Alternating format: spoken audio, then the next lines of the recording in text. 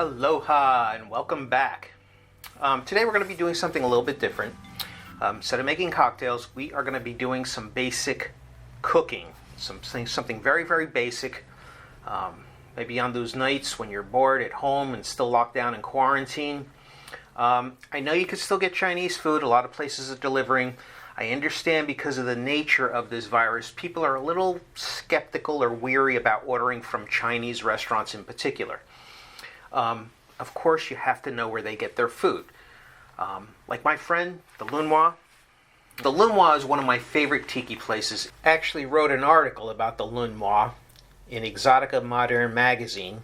Not sure if there's any left, but you could go to houseoftaboo.com to see if there's any back issues. And the funny thing is that he loved the place so much, he went and bought it. He's not even Chinese. He's the fourth generation owner, and he happens to be Italian. He may be a mix of other things, but his last name is Italian, which is funny. He just loved the bar so much, he loved tiki so much, he went out and bought it from the previous owners that were Chinese. And I don't have any worries about ordering out from there, because I know that they get their chicken from Purdue, they get their beef from the Midwest, they get all their vegetables local, so I'm not really worried. A lot of these Chinese restaurants probably are getting their food locally. I mean, it makes more sense to get it locally than to bring it from China, right? So do your research. Like anything in life, you got to know where your products are coming from, especially your food, especially in this day and age. Just want to talk to you about basic fried rice. First things first, you want to make sure you rinse the rice thoroughly. It's got a lot of starch in it. It's been sitting on the shelf, even if it's in a bag. You definitely want to wash it. They even say there's arsenic on there. I'm not sure how that occurs, but definitely wash this rice until the water runs almost clear. It's not going to be perfectly clear, but get it clear. And put it into your rice cooker. Rice cookers are beautiful things. They're like $20 and they cook the rice perfectly every single time. Wild rice, long grain rice, basmati, jasmati, texmati, and of course this regular Carolina rice, or whatever brand you use. Very, very easy. You make your rice the regular way you normally would. Add a little bit of butter, a little bit of salt. Once you've made your rice, put it aside, let it cool. The only way to really get good rice is to cook it the night before, put it in the refrigerator, get it cold, make sure all the moisture's out. Or if you make it that day, make it several hours ahead of time. Just leave it out, let that rice dry out. That's the whole key to good fried rice. You want it dry and you want it to cook. You don't want it sticky, you don't want it wet. Now, when you go down the ethnic aisle of your supermarket, you're almost for sure going to find certain things. I don't know any supermarket that doesn't have them, but these are my favorite. I start out with these Chinese noodles, okay? And then you buy your condiments to go with them. This is better than any Chinese mustard I've ever had, and it's super hot. You could even adjust the strength. This is in powder format. You just use 1-to-1 ratio. Let it sit for 10-15 minutes, and it's fantastic, because I really like my hot mustard. The other hot mustards in the jars, don't buy them. They're garbage. I mean, Gulden's is spicier than that stuff. And then you can buy these little serving things, and you tell people, hey, that's hot, or as a practical joke, you let them try it first. But once you go down the aisle, you're going to find a bunch of stuff that's already made that you're going to use. Orange chicken, saucisses. This stuff has been around since the 70s. It was one of my father's favorites. He loved Chinese and Polynesian food. You look at the ingredients, and it may not sound too exciting. They do use sugar, but they also use high fructose corn syrup. But you can see there is real orange peels in there. I'm not endorsing any of these products. It's just what I found in my ethnic section of the supermarket. Rice wine vinegar. Of course, soy sauce you could find in any section probably, but it's usually by the ethnic foods.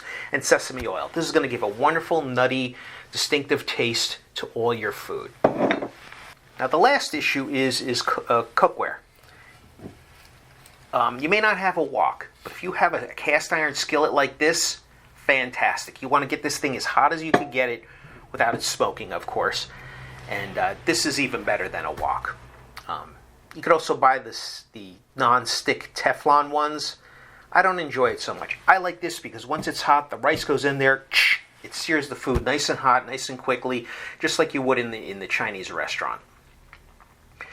Once you've made your rice, put it aside, let it cool. The only way to really get good rice is to cook it the night before, put it in the refrigerator, get it cold, make sure all the moisture's out.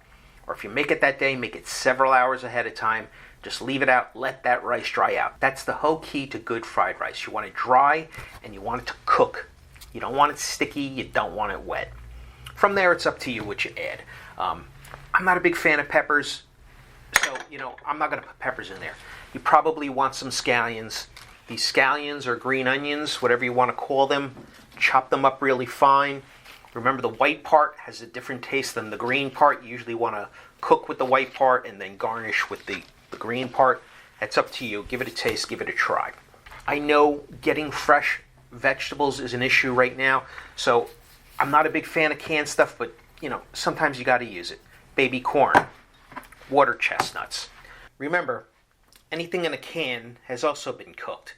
It's just part of the canning process, but obviously you want to rinse everything off really well and you want to reheat it again in the pan, but just don't think that you have to cook it. It's already cooked. Just bring it up to a hot temperature. I am lucky in the sense that we have onions, garlic, and ginger.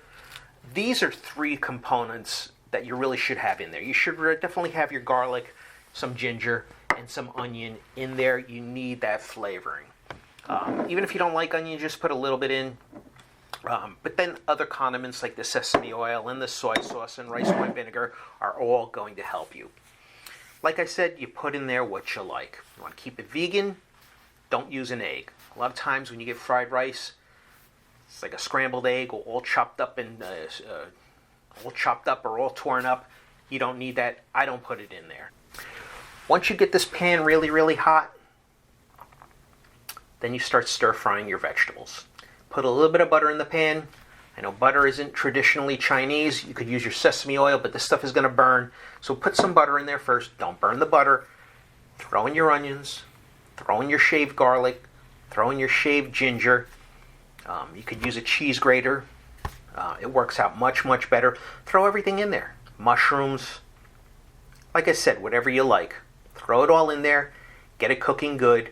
Once it reaches your desired tenderness, I don't like my vegetables too crunchy, and I don't like them too soft when it comes to Chinese food. I like them right in the middle. So once that starts to happen, you could either remove them and then, crank up the heat, throw that rice in there, and then once you get that rice nice and brown and toasty, you add a little bit of the seasonings, the soy sauce, the vinegar, the sesame oil, then you could put your vegetables back in there, toss it up, or you could do it all at the same time. This is an experiment for you. See what you like. And the beauty of this thing is all vegetables you could eat raw practically. Any of these vegetables here you could eat raw. So don't worry if it's undercooked or overcooked. It's still going to be fine. As long as you cook that rice first, you're good to go. Pour yourself a nice tall tiki drink. Sit down. Turn on some exotica music and enjoy. Mahalo. Cheers.